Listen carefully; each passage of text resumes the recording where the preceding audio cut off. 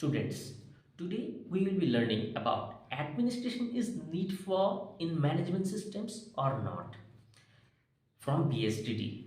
It will be applicable for class 12 students of any boards. चलिए शुरू करते हैं। किसी भी बिजनेस और किसी भी सिस्टम्स के अंदर एडमिनिस्ट्रेशन का होना बहुत ही ज़रूरी होता है। ये किसी भी अथॉरिटी, चाहे गवर्नमेंट हो, नॉन गवर्नमेंट हो, पब्लिक हो, सेमी गवर्नमेंट हो, प्राइवेट सेक्टर हो, किसी भी सेक्टर के अंदर इसका होना बहुत एसेंशियल माना जाता है, क्योंकि ये होने से ये कंपनी का टॉप लेवल मैनेजमेंट को एक अलग सा जो गाइडलाइन है फॉलो करवाता है। कंपनी का टॉप मैनेजमेंट सिस्टम्स, उनके जो गाइडलाइन होते हैं ये एडमिनिस्ट्रेशन सिस्टम्स के थ्रू ही होते हैं। यानी कि ये इस एडमिनिस्ट्रेशन को एक लिखित तौर पे या मौखिक तौर पे या ये कमांडिंग तौर पे लिखा जा सकता है, और इसको फॉलो करने के लिए हर कोई सचेत रहता है, चाहे वो टॉप लेवल मैनेजमेंट हो, board of director, planner, financial expert, audit, next level management, second level management का जो सुपरवाइजर हो, वर्किंग इंस्पेक्टर हो,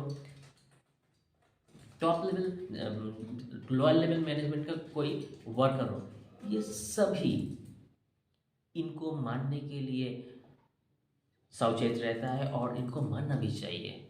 ये होता है top level to bottom level में हर एक एडमिनिस्ट्रेशन सिस्टम्स का प्रॉपरली अनुसरण और उसका पालन।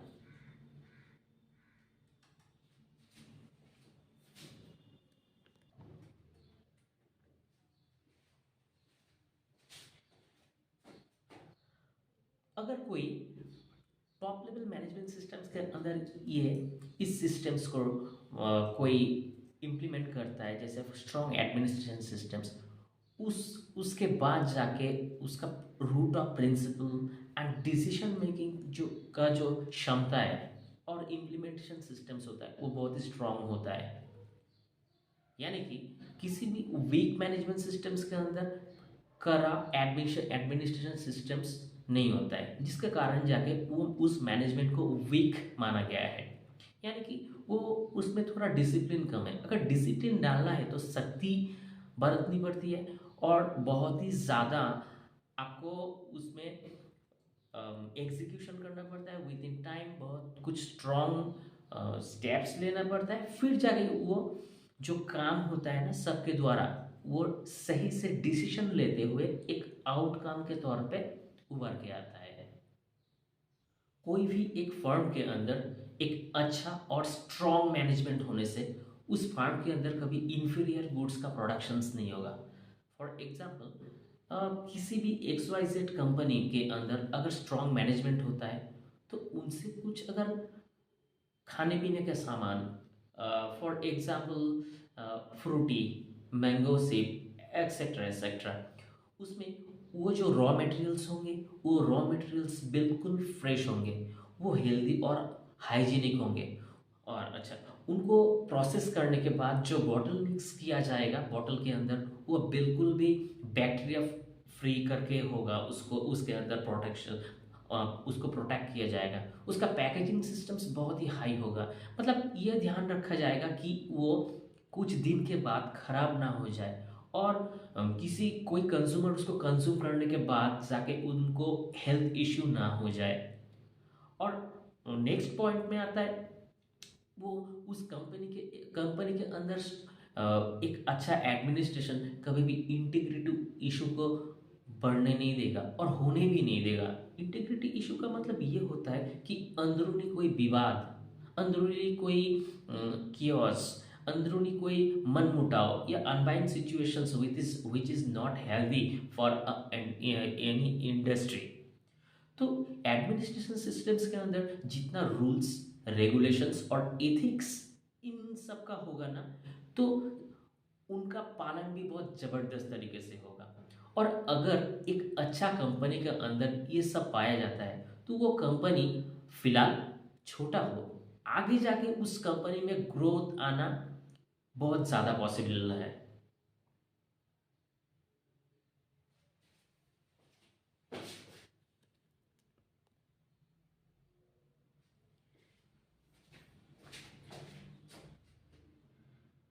कभी भी किसी इंडस्ट्री के अंदर एक स्ट्रॉन्ग मैनेजमेंट सिस्टम्स, उसका प्रोडक्शन मैनेजमेंट सिस्टम्स कभी भी अपना productions, quality of productions of any type of product को लेके, क्वालिटी का, उस क्वालिटी का प्रोडक्ट प्रोडक्ट ऑफ क्वालिटी को लेके कभी भी कॉम्प्रोमाइज़ नहीं करेगा। For example Asian Paints. See, Asian Paints ये लगभग 60 डेकेड्स, 1960 बिफोर 1960 डेकेड्स से के भी पहले से होता था।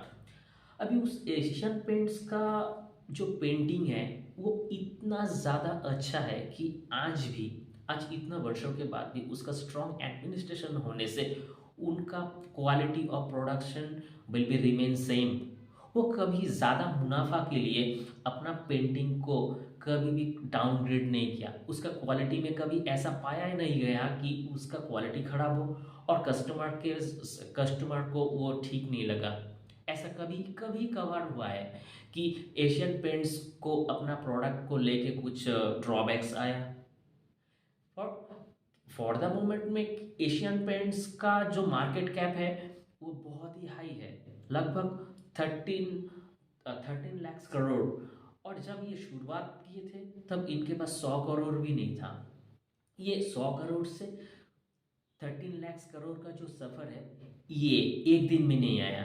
ये निरंतर अपना कस्टमर को अच्छा क्वालिटी प्रोडक्ट प्रोवाइड करने के बाद ये कंपनी बहुत ज़्यादा मैसिव तरीके से ग्रोथ किया।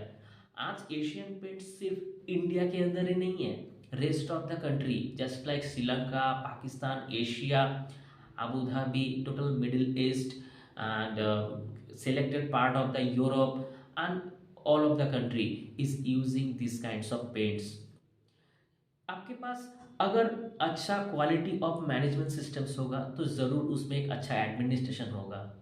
वो क्वालिटी को जितना अच्छे से बनाता है उतना ही डिसिप्लिन के साथ अपना कंज्यूमर तक उसको पहुंचाता भी है। और पहुंचने के बाद वो प्रोडक्ट डिलीवरी होने से वो जो सिस्टम्स होता है, जब सिस्टम्स के अंदर उस पेंटिंग को डाला जाता है ना, वो काम अच्छे से करता है कि नहीं, उसमें से कुछ प्रॉब्लम्स निकल कर आया कि नहीं, ये हर एक चीज़ का ख्याल एशियन पेंट्स रखता है। मतलब वो अपना प्रोडक्शंस को लेके अबाउट कस्टमर परसेप्शंस एंड सेटिस्फैक्शंस पूरा सचेत है। इसको कहा जाता है एक स्ट्रॉन्ग मैनेजमेंट का निष्कर्ष, conclusions of the strong management systems. नहीं तो एशियन पेंट्स का आगे पीछे बहुत ही कंपनी आए और कुछ दिन बिजनेस भी किए और चले भी गए, कुछ कुछ सस्टेंड है, लेकिन एशियन पेंट्स का स्ट्रॉन्ग मैनेजमेंट के अंदर ये बहुत ही छोटे हैं। So that is why Asian paints is number 1 quality of painting industry.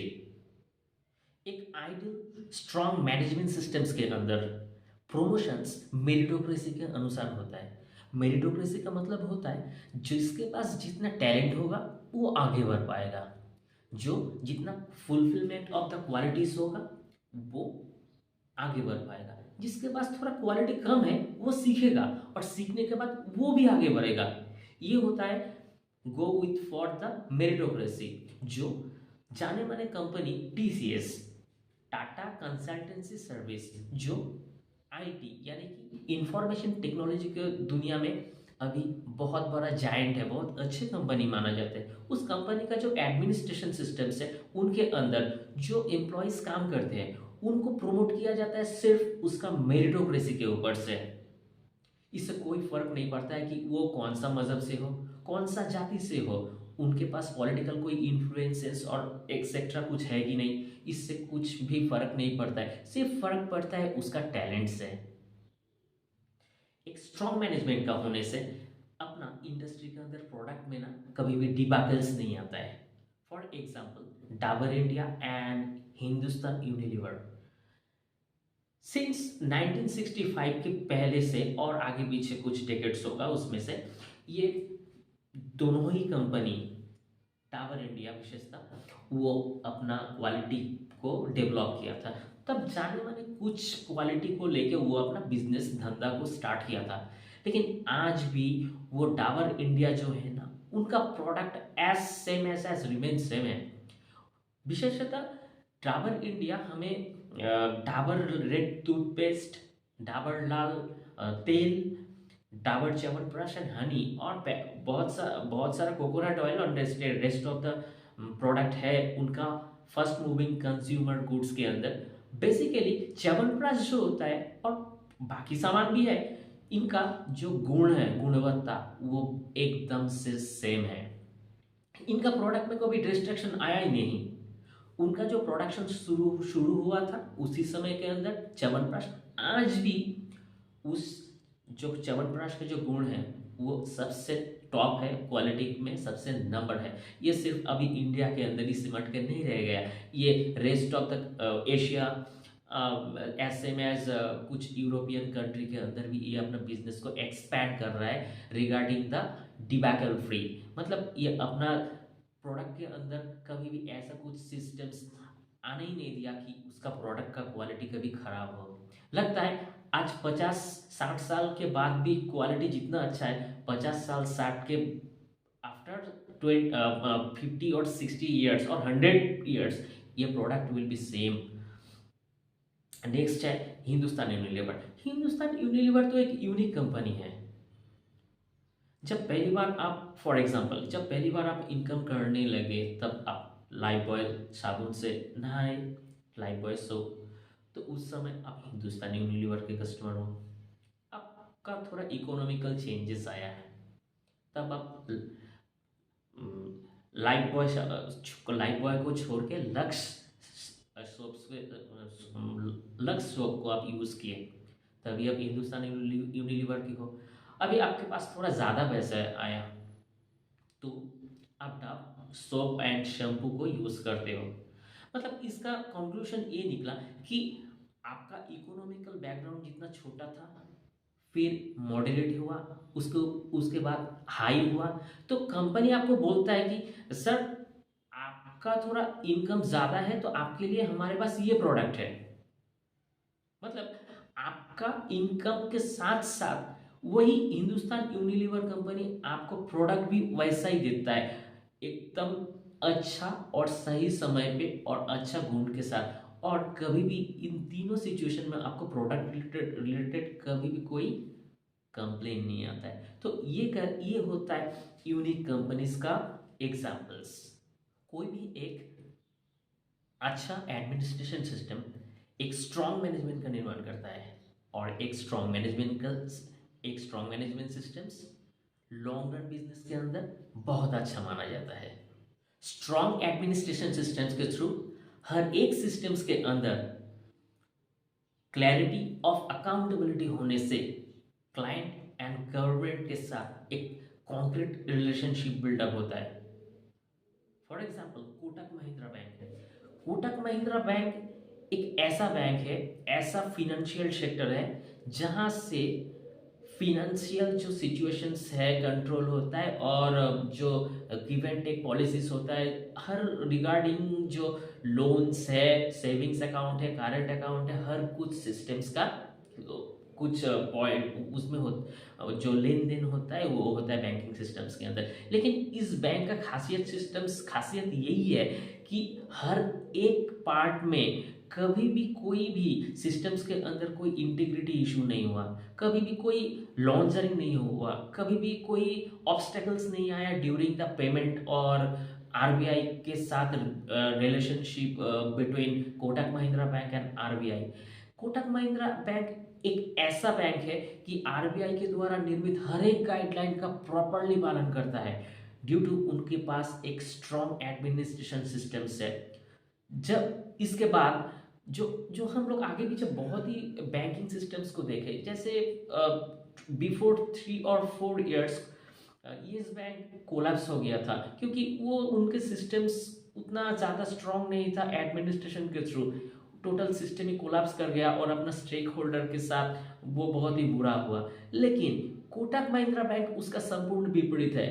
उनका जो स्ट्रॉन्ग एडमिनिस्ट्रेशन सिस्टम्स है ये सिर्फ कस्टमर के साथ ही नहीं, गवर्नमेंट के साथ और आगे पीछे जो जो मॉडरेट उनके क्लाइंट होता है, स्मॉल क्लाइंट होता है, डिफरेंट सेक्टर में उनका जो गुडविल है वो बहुत अच्छा है। इसलिए स्ट्रॉन्ग एडमिनिस्ट्रेशन सिस्टम्स इतना अच्छा माना जाता है। A good a good administration systems in management, they are always try to pay the debt, tax, dividend, bills amount, loan within time, and try to build up a good platform for goodwill. आशा करते हैं students video का हर एक portion आपको informative लगा। अगर informative लगता है तो ज़रूर एक लाइक कीजिए, सब्सक्राइब कीजिए इस चैनल को और शेयर कीजिए अपने फ्रेंड्स के साथ और बने रहिए इस चैनल के साथ। Thank you.